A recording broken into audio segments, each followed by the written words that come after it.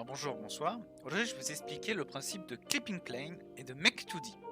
Alors, tout d'abord, qu'est-ce que Clipping Plane, qu'est-ce que Make2D? Clipping Plane, si on devait traduire littéralement, ça serait couper dans une face. Grosso merdo. Hein.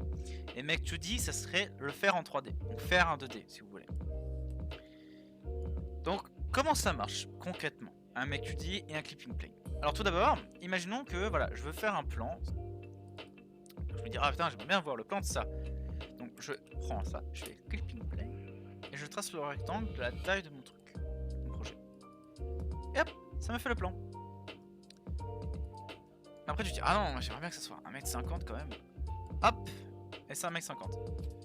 Ah merde, j'ai peut-être mis un petit peu trop, pardon. Je vais baisser un petit peu. Tac. Voilà, là on a le plan. Tout simplement. Après je me dis, là ça me plaît bien, là on voit le truc. Tac, je sélectionne. Et je fais un Make2D. Et après le Make2D, on va avoir cette petite fenêtre qui apparaît, qui va nous dire quelle vue vous choisissez. Donc là, c'est la vue de dessus. Donc vue en plan, ça on change pas. Ça on change pas. Ça si vous voulez rajouter des lignes cachées, des silhouettes, etc. Mais je vous conseille de ne pas changer.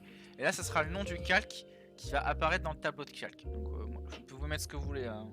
Ça n'a pas d'importance, c'est juste le nom du groupe. Faites accepter. Ça va générer le Make2D. Alors à savoir que le Make2D, il est généré.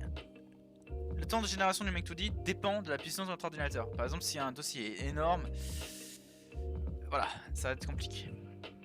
Et voilà, là vous avez votre plan. Donc là après votre plan, vous pouvez faire ce que vous voulez, vous pouvez le modifier, vous pouvez le casser, etc. Ça ne va pas changer votre truc.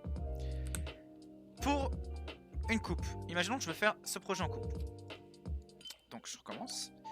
Il ne faut absolument pas, et ça c'est l'erreur qu'il y a beaucoup de personnes font, c'est qu'ils disent je me mets en vue de dessus, par exemple, je fais ça, et après je viens changer mon planning comme ça.